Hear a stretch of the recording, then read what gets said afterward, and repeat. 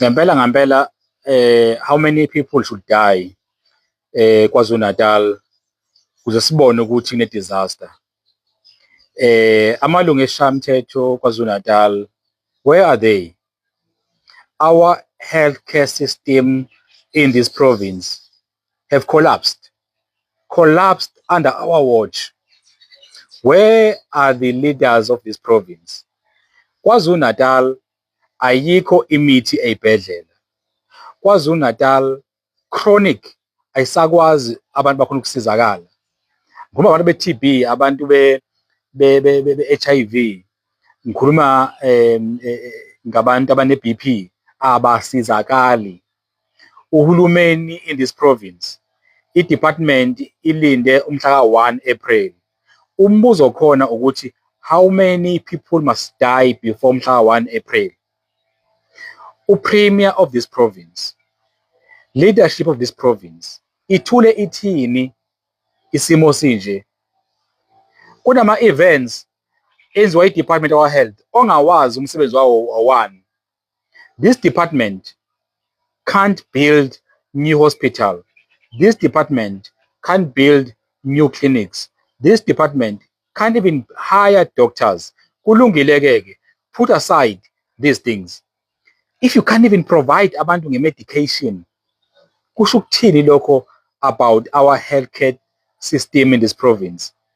Uma abantu bengaboni ukuthi i-collapsile, futhi bephinde bebone.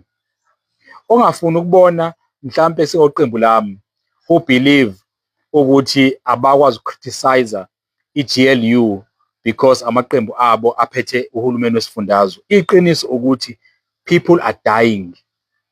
Ngicabanga ukuthi abanye bethu abambalwa can still go to private facilities, like your private doctors, your hospitals.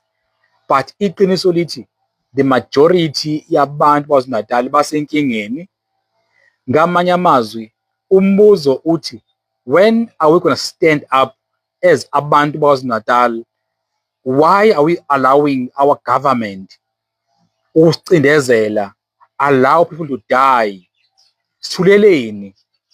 Because abantu ey'bhedlela, unfortunately, abakwazi ukukhuluma odokotela. They can't speak out about issues ababhekene nazo ey'bhedlela. Kunzima, bathwele kanzima. Ayikho imithi ey'bhedlela. Kuthiwa kulinde umhla ka-1 April. Let's stand up. We can't wait for umhla ka-1.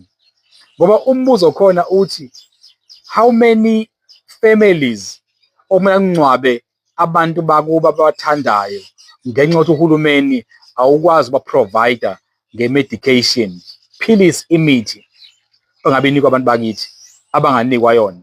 So moya esibhedlela namhlanje bakunika lokho abanakho.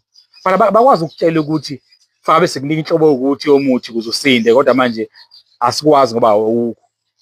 Leaders must stand up.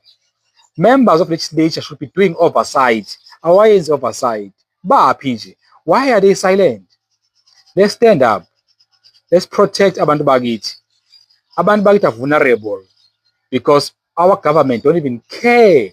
Don't even care. These leaders awanandaba nabantu, abanandaba. They will spend money where khona imali. When they can steal, yes, they will make sure imali available. But njengamanje imali ayikho, kuthiwa ayikho imali. Iphi imali? This is a big question. Where is money?